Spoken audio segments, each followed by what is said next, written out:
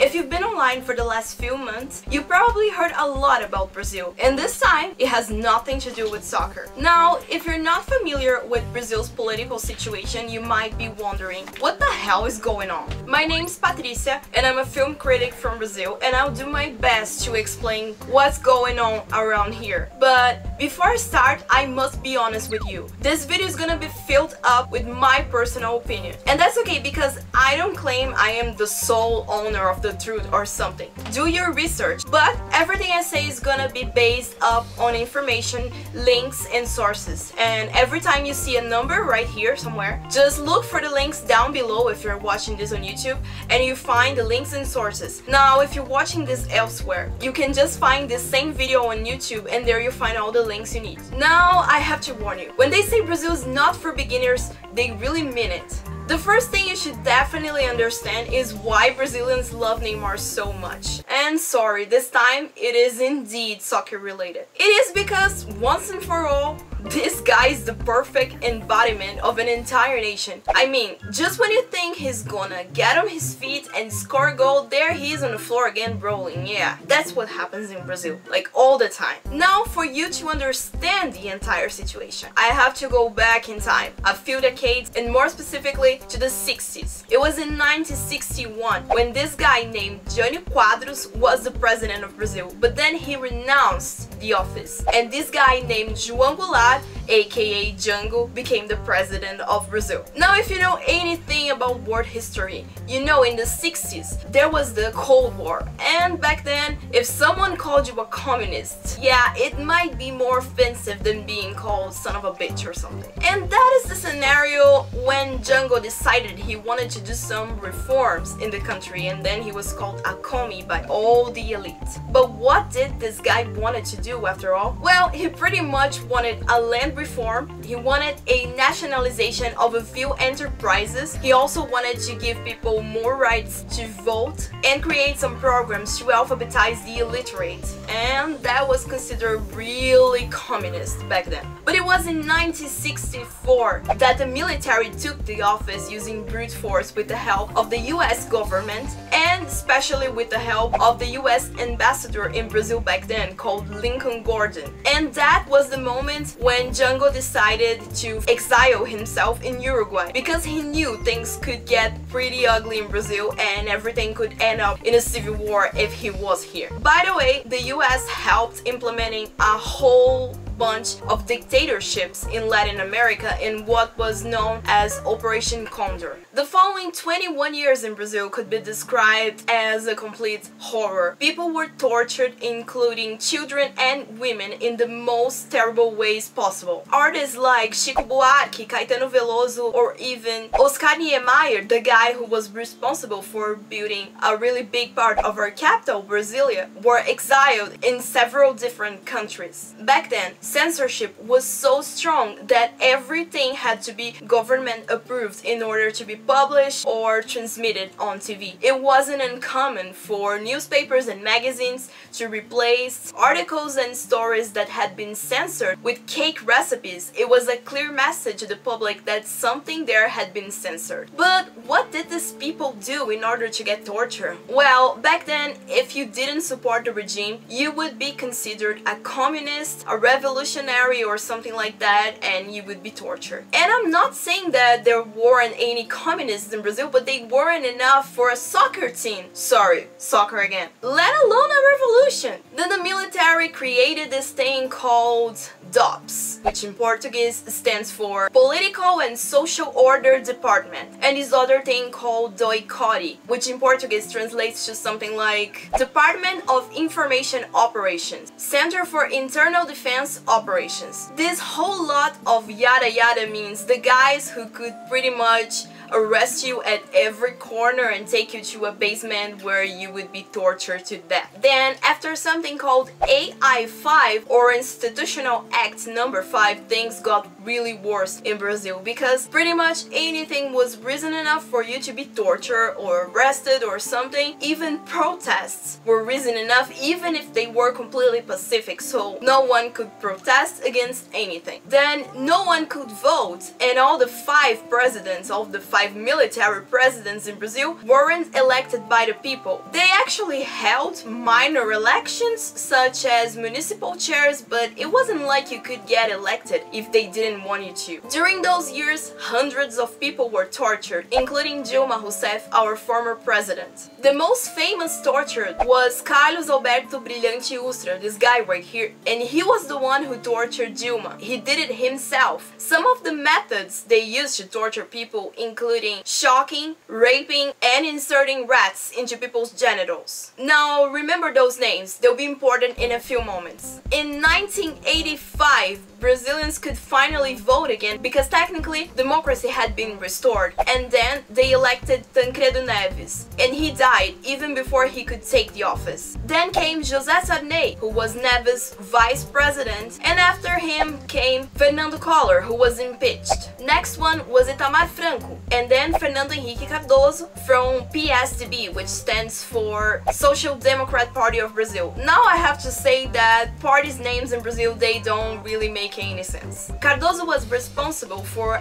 among many other things, the real, our currency. The real improved our economy after a great period of inflation and recession. People would literally go to the supermarket to do their grocery shopping in the morning because things could be way more expensive in the afternoon. But it was in 2002 that Brazil elected this guy right here, Luiz Inácio Lula da Silva, aka Lula, a former syndicalist leader from PT, which in Portuguese translates to Workers' Party. Lula never had that much formal education and was oftenly taken by his opponents as illiterate or dumb or something, but that was never the case. Lula's government took 36 million people out of extreme poverty. He created a bunch of federal universities that are completely free and created a lot of educational programs that made it possible for the poorest people in Brazil to finally have access to education. Back in those days, people could buy their own houses, travel by airplane, something only the richer people in Brazil could do before, and have overall better lives. Everybody was happy and our economy was growing. Everybody except the elite. And by elite, I don't mean the elite.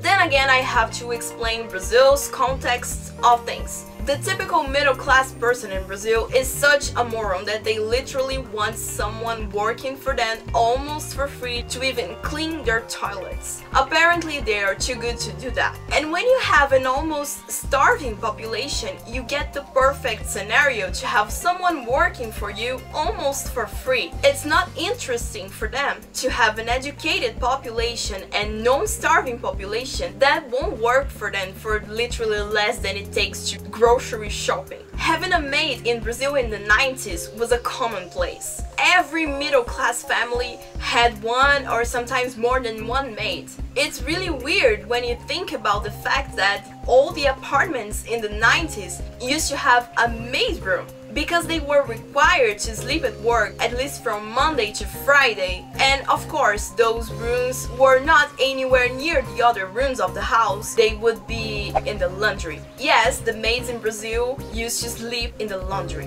One of the many actions the Workers' Party took while in office was to make people pay a minimum wage to their maids and pay the due taxes, because back then there weren't any specific laws about it. But the media in Brazil is crazy. Pretty much all the TV companies and newspapers are owned by the same 4 or 5 families. And do you remember when I told you about the strong censorship back in the military days? Well, Globo, our main TV broadcast company, was one of the biggest supporters of the 1964 coup d'etat. And that's not my opinion, because those guys pretty much admitted that they supported the military in a 2013 mea culpa style editorial they published on their website. A introdução ao texto do site observa que o apoio do Globo ao golpe é visto internamente pelas organizações Globo como erro há anos. But apparently not even our media can learn from their own mistakes, since they have never learned anything about being impartial. So it was the media, along with one of the Workers' Party's biggest enemies, enemies. The center-right and right-wing parties, especially PSDB, created an aura of corruption that started this shitstorm. We are indeed a corrupt country. It's pretty hard to find any political party in Brazil that isn't involved in dirtiness. But the Brazilian media made quite an effort to associate the Workers' Party with pretty much all the corruption in the entire galaxy. And I don't claim by any means that they are completely innocent here, but it's pretty interesting that some of the biggest corruption scandals in Brazil came from the previous administration of PSDB, when Fernando Henrique Cardoso was in office. They embezzled almost 8 billion reais from public healthcare, almost 500 million reais from the subway construction, and 124 billion reais in what was called Privataria Tucana. The word privataria is an amalgamation of the words privatization and piracy, and Tucana refers to toucan, the bird that is the symbol of PSDB. And that is because they privatized a lot of federal companies and, let's be honest, shoved the money up their asses. Come on, we're talking about billion reais, and no one remembers that because it's not the Workers' Party. But it was in 2010 that Dilma Rousseff, also from the Workers' Party, became the president of Brazil, and she was the first woman ever to become the president of Brazil. Things were okay, but not great, because Dilma wasn't as good as Lula was. In 2013, though, everything collapsed. In the city of São Paulo, which is the biggest city in Brazil, the bus price would be increased by 20 cents. Therefore, a group of people decided to take the streets, especially Paulista Avenue, which is the most known and important street in Brazil. That's when the military police, and yes, we have a military police, decided to act in the most truculent way they could. By the way, that's how the military police acts in Brazil most of the time. And it doesn't matter if they're Pacific protesters or they just look like they're selling drugs, and by look like, I mean they're black and poor, because that's how things work right here. We have a common saying that they shoot first and then they ask about it. But the Brazilian media was talking about the subject as if the protesters were vandals or something. That's when people decided to post videos online showing how the police was acting, and when it became pretty obvious, the media decided to change their narrative and support the protesters. All of a sudden, everybody decided to go to the streets and protest in the whole country. Do you remember when I told you the protest started because of the bus price in São Paulo? Well, in June, everybody was on the streets, out and about, protesting. And for what? Well, they didn't exactly know. And I have to make it clear that the MPL, which stands in Portuguese for Free Pass Movement, that started the protests, left the streets and told the people that they didn't have anything to do with that anymore. It was crazy. People were screaming random stuff, singing the national anthem, complaining about the 2014 World Cup and the 2016 Olympics that would take place in Brazil. And back then, if you decided to ask someone what they were protesting about, the answer would be against it all. Brazilians were not known for caring that much about politics, and that's why protesters claim the giant had woken up. Well, maybe actually did, but the fact is it was sleeping on the desk, drooling, and probably missed all the history and politics classes, and had no idea what it was doing. This created the perfect aura the right-wingers needed to create the chaos that started back in 2013 until today. It was back in 2013 that a group of teenagers created this thing called MBL, which stands for Free Brazil Movement.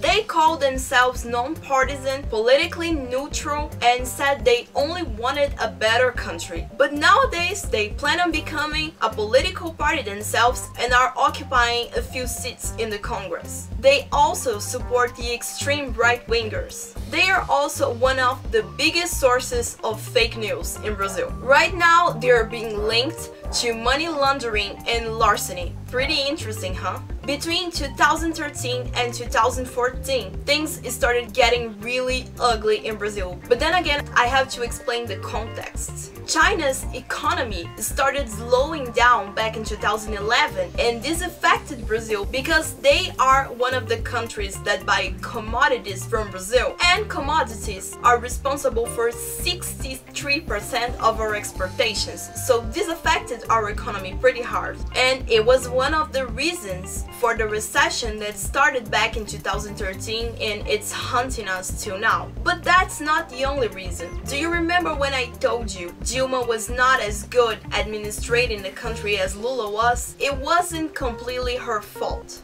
Both the lower and the upper houses in Brazil were pretty much boycotting Dilma. She couldn't do her job because the right-wingers were preventing her from doing anything. Then they decided to create even more chaos to make a coup d'etat possible. Things got so ugly that right-wingers started disrespecting Dilma in all the possible ways. A lot of people even had those stickers in their fuel tank caps, so when they would refuel their cars, it would look like Dilma was being raped. Also, when Lula's wife, Marisa Letícia da Silva, had an aneurysm, people started making fun of her condition. One of the doctors from the hospital she was fired for leaking her medical records, which is of course illegal. Dilma was re-elected in 2014, but the difference between her and Aécio Neves was tight.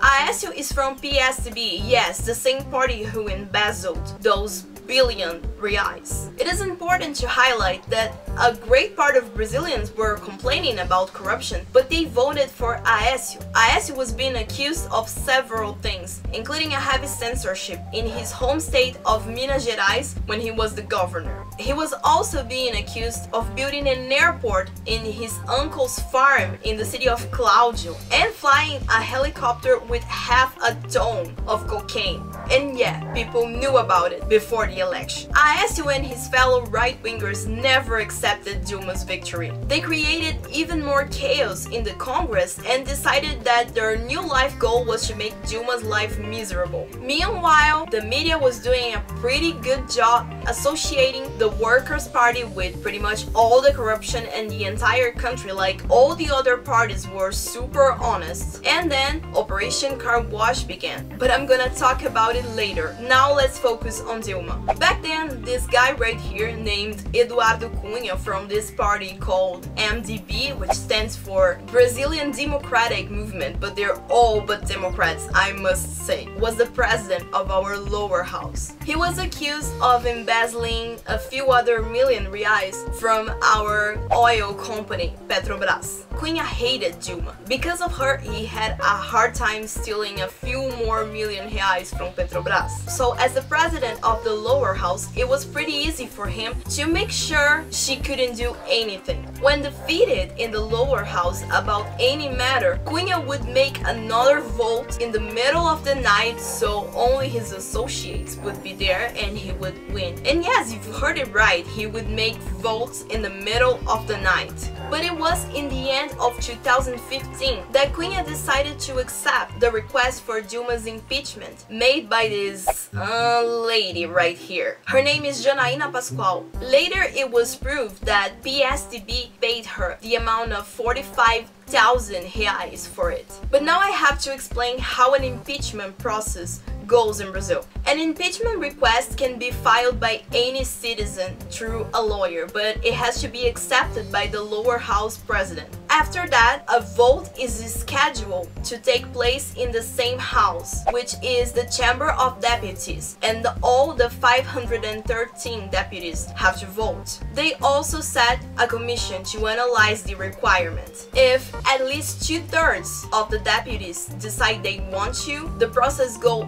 to the upper house, which is the Senate. In this house, they set another commission, but it's the voting that actually decides if the president is gonna be ousted. Then the president stays away from the office for until 180 days, and the STF, our Supreme Court, decides for the impeachment. If the president is impeached, he or she is out for good. Right-wingers wanted her impeached because they didn't like her government in the middle of the crisis and the recession. But in Brazil, the only acceptable reason for impeaching a president is if he or she has committed a crime of responsibility. You can't impeach a president just because you don't like them. But anyway, defenders of the right-wingers decided to take the streets and claim they had to remove her from the office. See, for Brazilians, impeachments are pretty much like cheeseburgers.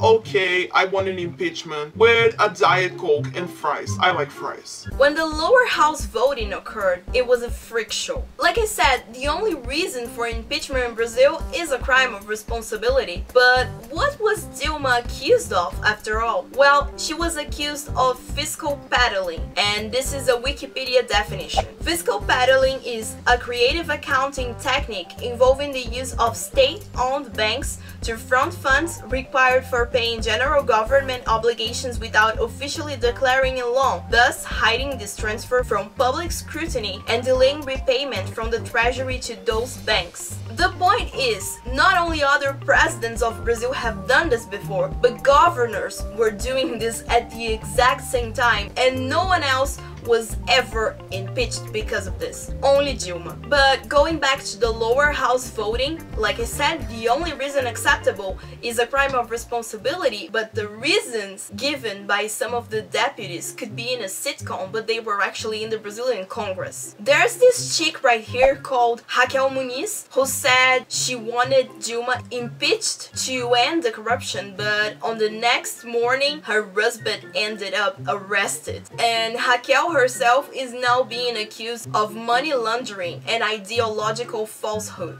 There is this guy called Paulinho da Força, which translates to something like Little Paul of the Force, and he decided to sing, and he even used confetti in the Congress.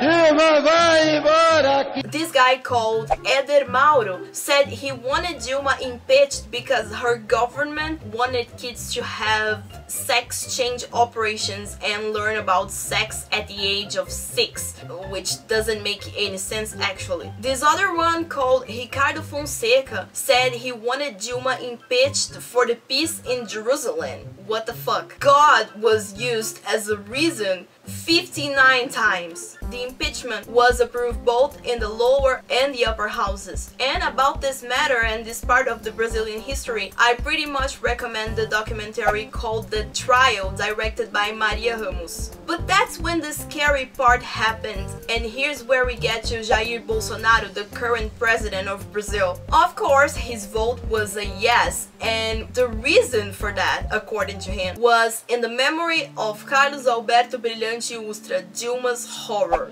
Pela memória do coronel Carlos Alberto Brilhante Ustra, o pavor de Dilma Rousseff. Yes, that's exactly what happened. This guy glorified a torture in the Congress, and he was applauded by some people. No, he wasn't cuffed, arrested, or prosecuted like it would happen in any decent country. People actually applauded him. And that, ladies and gentlemen, is when our poor little democracy that was half living, half dead, got shot in the forehead, and all the hopes for this country died completely. Jurists and legal technicians later stated that Dilma hasn't committed any of the fiscal peddlings she was accused of. And ironically, one of the first measures Michel Temer, her vice president from MDB, took as the new president of Brazil was to make them legal. Yes, he pretty much made it legal to take the actions she was accused and impeached for. Now I have to explain about Operation Car Wash. This really cool name comes from the fact that it started as an investigation about illegal transactions being made by criminal organizations using a chain of gas station and car wash companies. But when they started digging, the federal police found a new lot of shit and a scheme that involved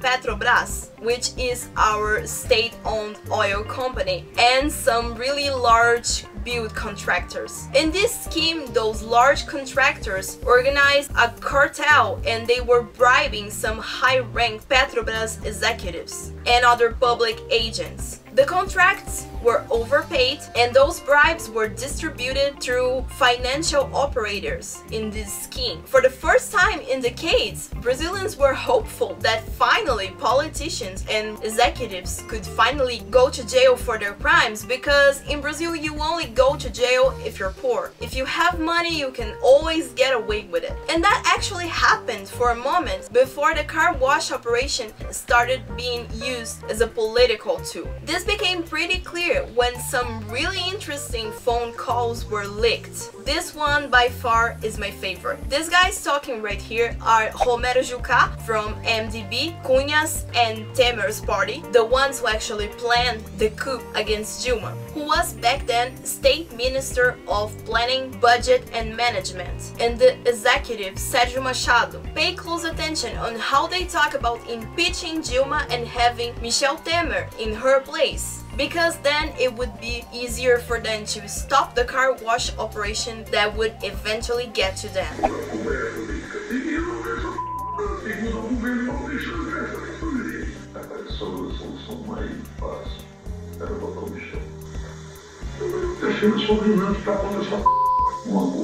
Eu não gosto de Michel, porque Michel é igual ao Cuca. Ele não esquece uma coisa, é um aborto. É um aborto.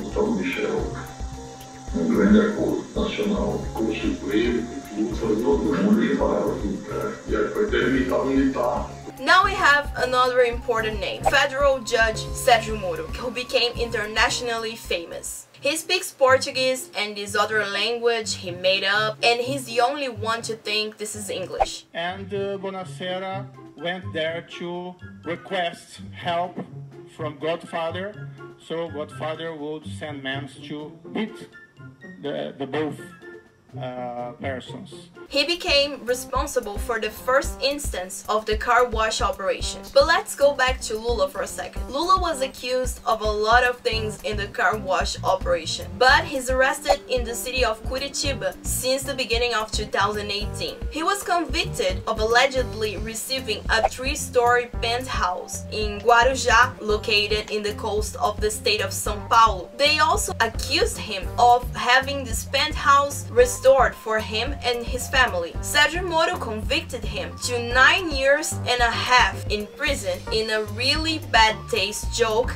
about the fact that Lula lost his left pinky back in the 60s when he had to work as a late operator because his family was really poor. And yeah, again, that happened. A federal judge making fun of a man who lost his finger and using a sentence for that. Very professional. This is the kind of thing that happens in Brazil. Also, I have to highlight that Moro took a lot of illegal actions regarding Lula's conviction. For instance, Moro leaked a conversation between Lula and Dilma when she was in office. The phone call was made in her office, a simple federal judge tapping the president's office. And then he decided to leak the conversation to Globo in order to be broadcasted during prime time. In any serious country, Moro would be arrested for endangering national security. But I have to go deeper on this matter. Just after Lula was convicted, a group called MTST, which stands for Homeless Workers Movement, invaded the penthouse. Lula said if the penthouse was his, the people could use it. Fair enough.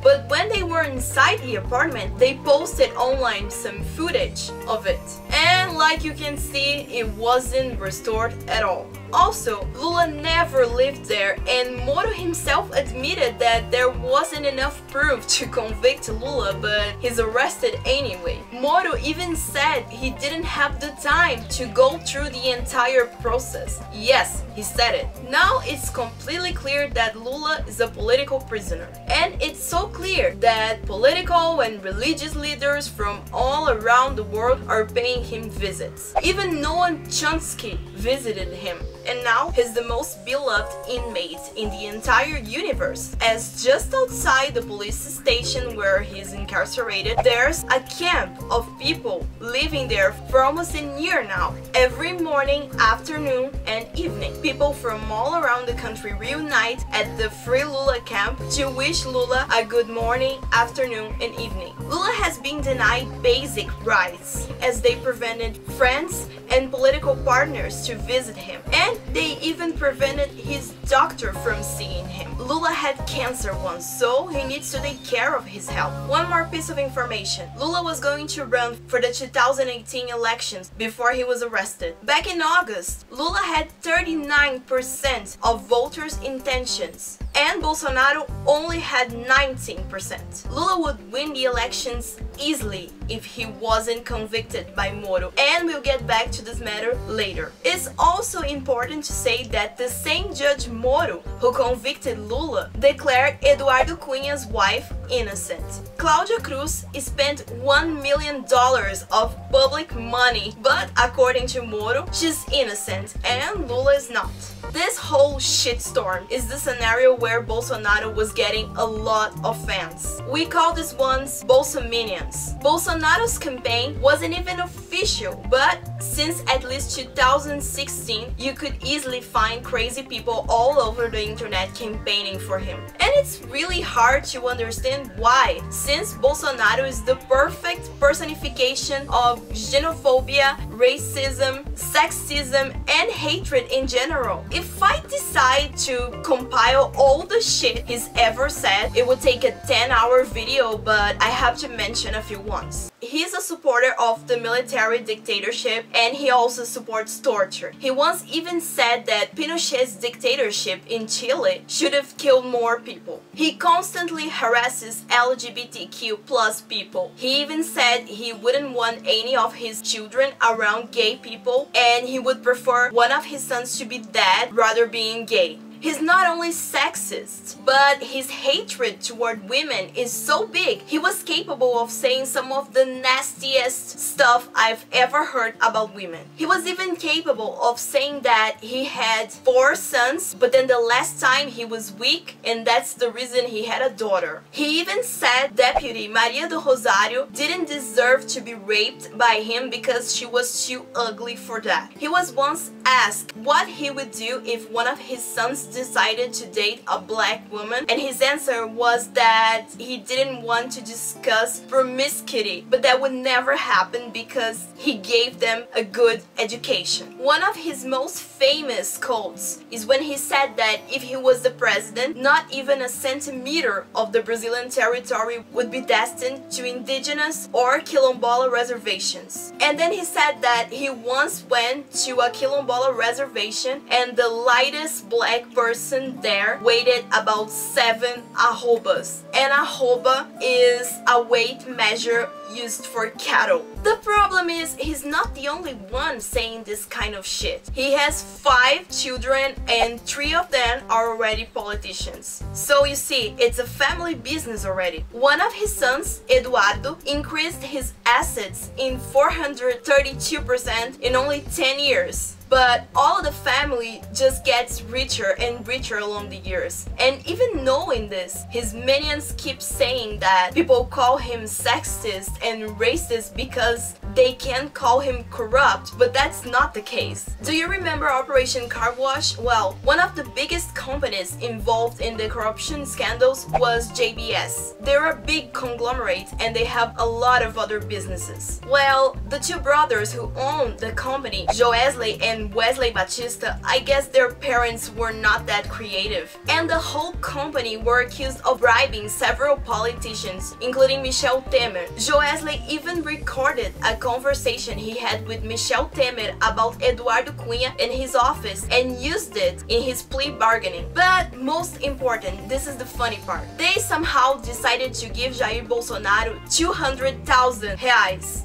Then what did he do? He transferred the money back to his party, and just afterwards his party transferred him the same amount of money. It's just curious. But wait, there's more. During the elections, a few more things happened. Journalist Patricia Campos Melo from an important newspaper here in Brazil called Folha de São Paulo revealed a slush fund scheme used by the Bolsonaro family to make Jair Bolsonaro win the elections. While he was growing in the polls, Patricia found a really intricate scheme. Basically, she found out a 12 million reais slush fund being used to pay bot companies to massively send messages through WhatsApp. WhatsApp is really big in Brazil. Basically, everyone is on WhatsApp. You can order a pizza on WhatsApp, you can make a dentist appointment, even our grandmas, they have WhatsApp. And if you follow the US elections, you've probably heard a lot about Donald Trump's way of deceiving and misleading people through hoaxes and fake news. So none of this will be new to you since Bolsonaro did pretty much the same thing Trump did in the US.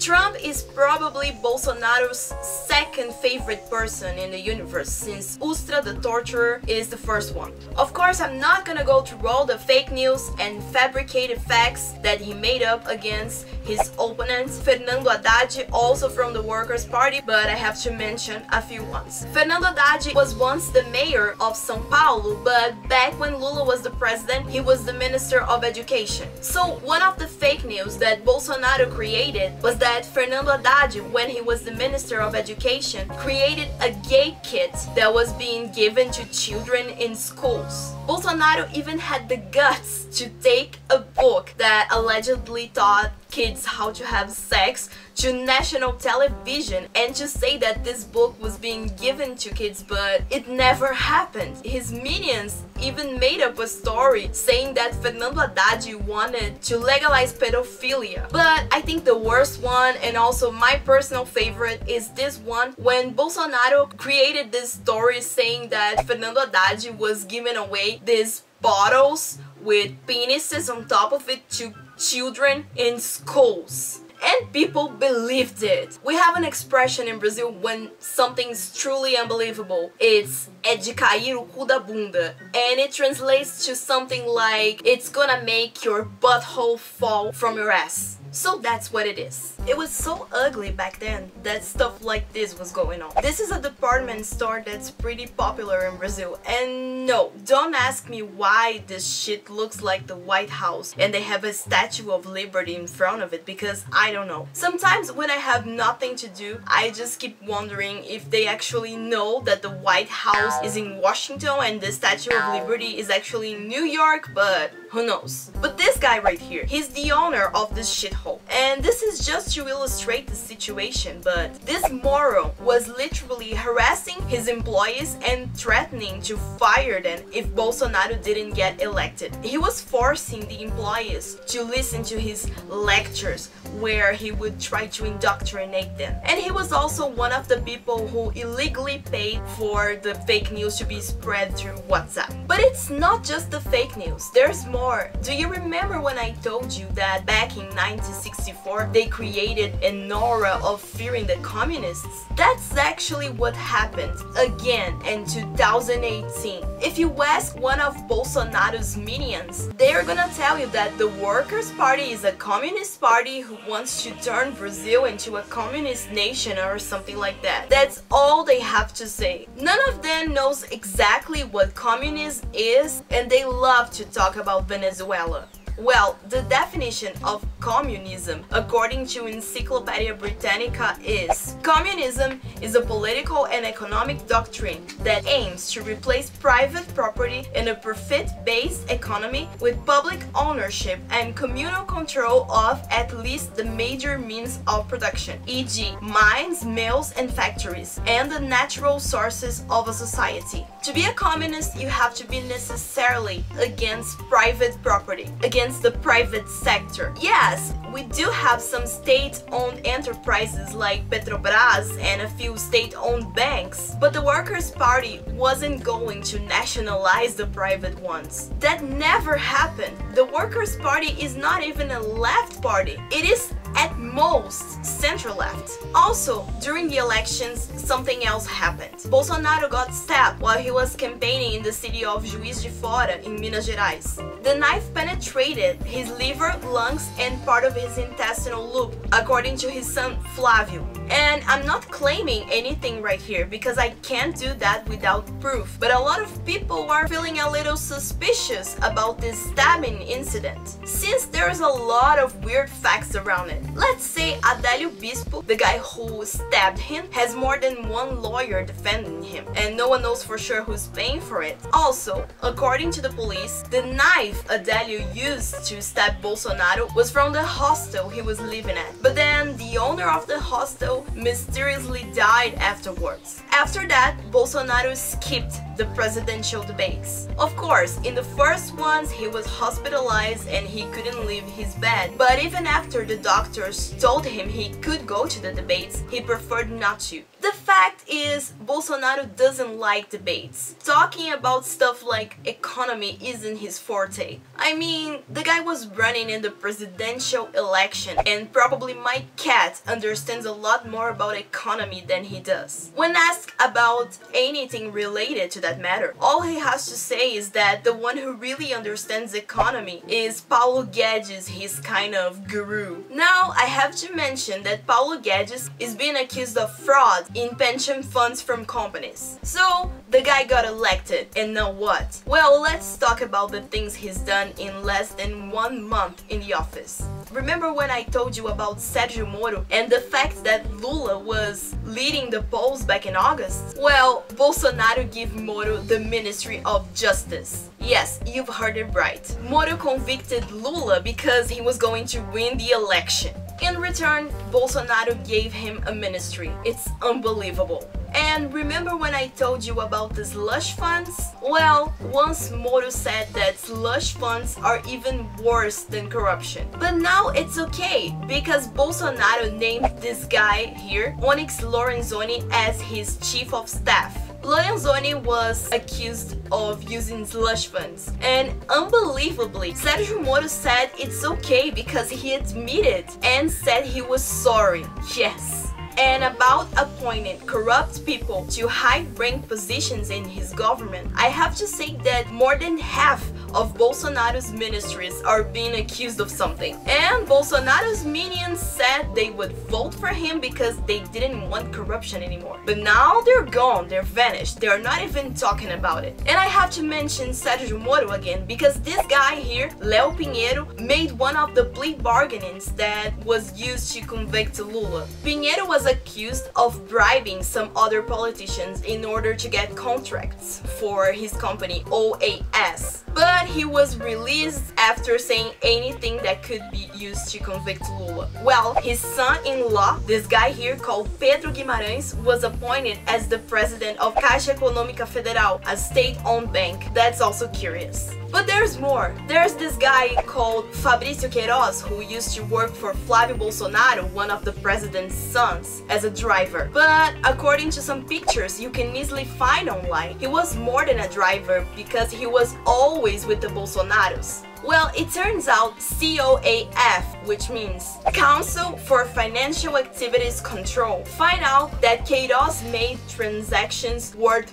1.2 million reais. Well, they also found out that some of the Bolsonaro's employees were giving 99% of their salaries to the family. I have to highlight, we are talking about state employees, which means the government pays their salaries. Now, do you know the expression straw man?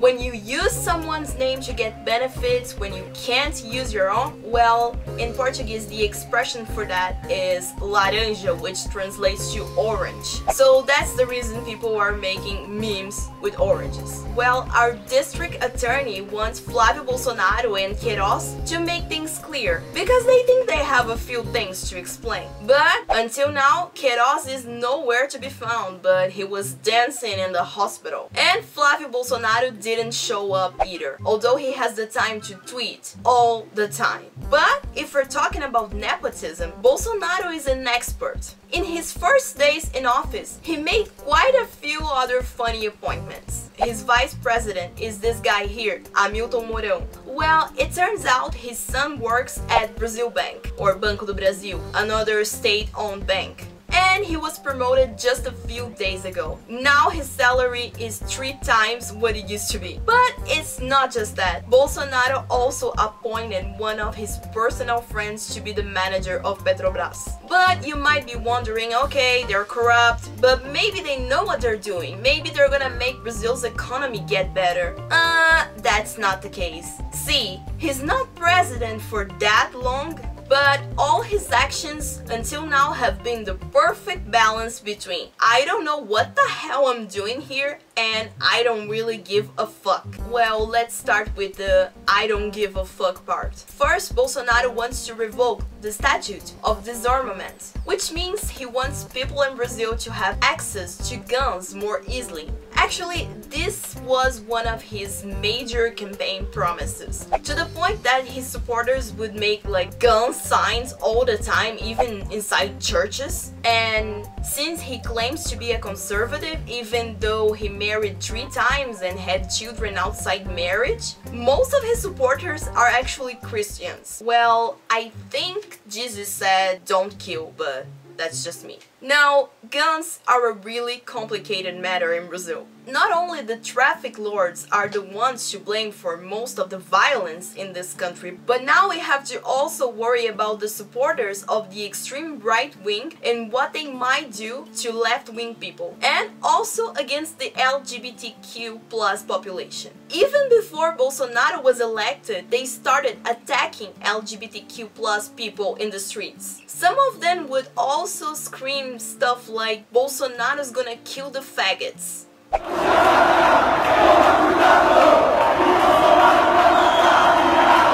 Also, Councilwoman Marielle Franco from PSOL, which means Socialism and Liberty Party, was murdered back in March. It's been almost a year now and the police haven't solved the crime. All we know is that someone ordered her death. Also, one of his first actions in office was to actually reduce the minimum wage that was supposed to be 1,006 reais to 998 reais. It doesn't sound like a lot of money, but we have really poor people in Brazil, and this amount of money means actually buying more food. Meanwhile, Bolsonaro wants to forgive debts from the richer sector. He also shut down the Ministry of Culture, responsible among many other things for nourishing and promoting culture and art in Brazil, and the Ministry of Work, responsible for inspecting and regulating work relations and conditions in Brazil. According to Bolsonaro, workers in Brazil have too many rights.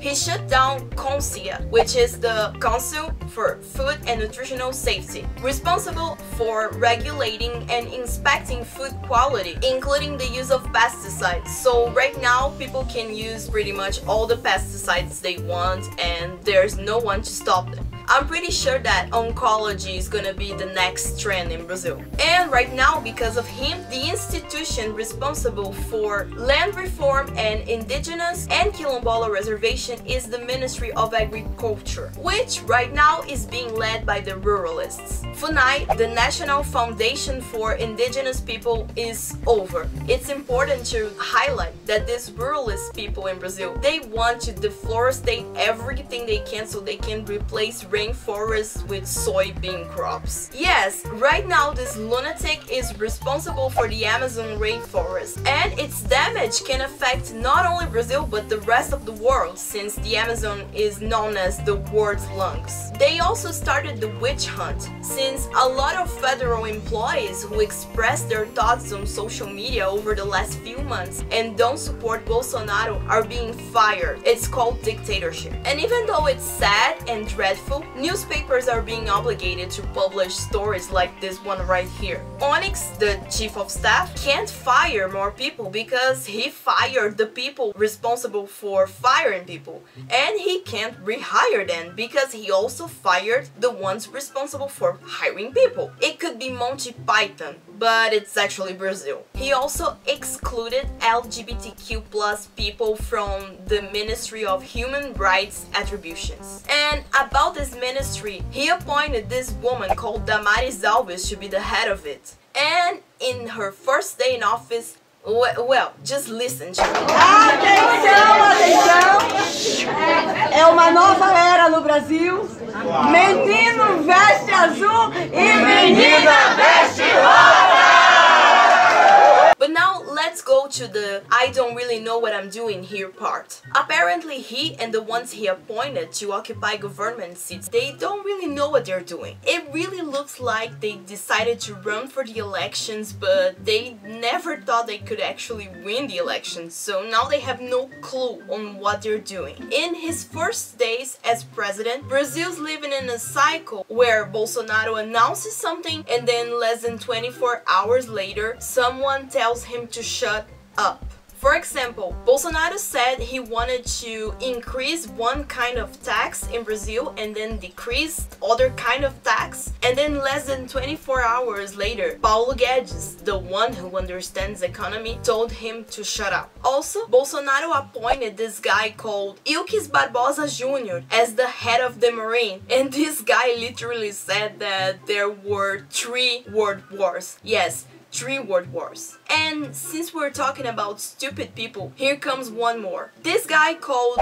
Alex Carreiro was appointed as the head of Apex. Apex stands for Brazilian Agency for the Promotion of Investments and Exportations. I think the name explains what this agency does. So well, this guy that they appointed, he doesn't speak English. I mean, he's supposed to work in an agency that is supposed to promote exportations and international affairs, and he pretty much doesn't speak the most important language and the one that's used to communicate among nations. That's absurd. And just like Donald Trump, Bolsonaro uses his Twitter account as his main source of information to the public, but just like Donald Trump, he's blocking people from his account, including journalists, which make their jobs really hard since they don't have the information. But right now, this guy is a joke. I mean, he's as stupid as it gets, so speaking in public, it's not really his thing. That's when things gets tricky, because Bolsonaro was supposed to give a 45-minute speech in Davos for the World Economic Forum, but he was only able to speak for 6 minutes. But like it wasn't ridiculous enough, he also gave up on his press conference on a really short notice. He claimed he couldn't go because of his health, but just a few hours later, he was being interviewed on Record, one of the TV companies that support him. And about our democracy, there's something else. Recent reports also link the Bolsonaro family with the militias that are being investigated for killing Marielle Franco. Like José Padilha, the guy who directed Elite Squad 1 and 2, said, Brazil probably elected the head of the militias as the president. Death threats against human rights advocates are going on all the time. Congressman Jean Willis, widely known as an LGBTQ+